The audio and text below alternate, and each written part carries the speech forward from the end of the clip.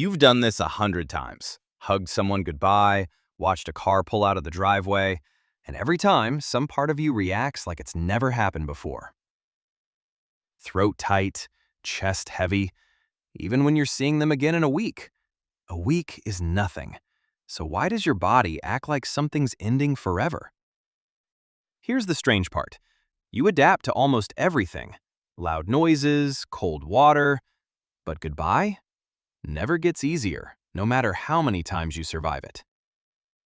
In the 1950s, psychiatrist John Bowlby watched kids get separated from parents during hospital stays and evacuations.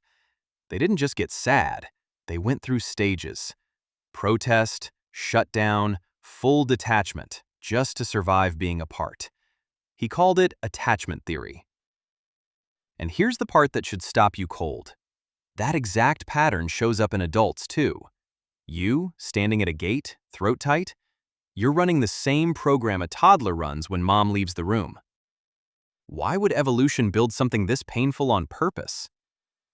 Because for most of human history, being cut off from your group wasn't just sad, it was dangerous. No backup, no food sharing, no protection. Being alone could kill you. So your body built an alarm. That alarm is still wired in, even now, when you can just call the second they land. Anthropologists studying communities that still live close to that old lifestyle have seen this firsthand. Before a long trip, some groups don't just say a quick bye, they do full rituals, songs, shared meals, because that separation used to carry real risk. You don't consciously think that at a train station, but some older part of your brain still does. Researcher George Bonanno at Columbia University found something that broke a lot of assumptions about grief. Most people are far more resilient than expected. No neat 5 stages, just faster adaptation than anyone predicted. But even the most resilient people still get hit hard in that exact moment.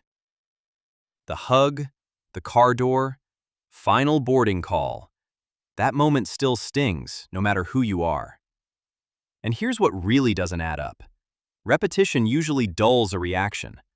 A loud noise scares you less the 10th time. Goodbye doesn't follow that rule.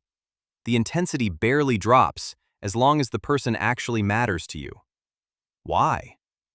The people you love become part of your identity, your routines, your sense of normal.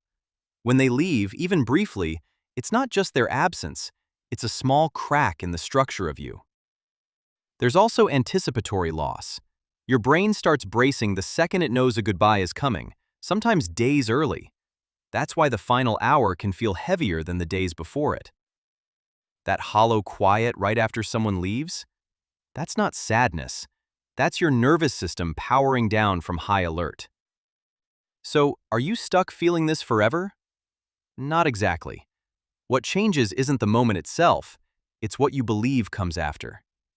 People who've survived separation before start to trust, deep down, that they'll be okay again. This is probably why nearly every culture invented goodbye rituals. Handshakes, specific phrases every time. They give your nervous system something to hold on to instead of leaving the moment wide open. Think about the last goodbye that actually stuck with you. It wasn't rushed. There was a pause, a look, a few extra seconds. That was your nervous system doing exactly what it evolved to do.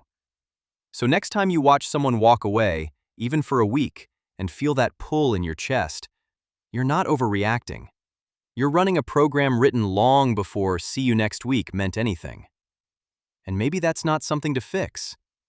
Every hard goodbye is proof you built something real, something your body refuses to treat as small. You have a finite number of these moments left with the people in your life. That's not meant to scare you, it's just true. You won't find this explained like this anywhere else. Not because it's secret, but because most people never bother connecting the dots this way. I'm not going to tell you to like or subscribe like it's owed to me. But if this is the kind of thing your brain quietly needed to hear today, there's more of it waiting, and it won't show up in your feed unless you subscribe. That's just how this works now.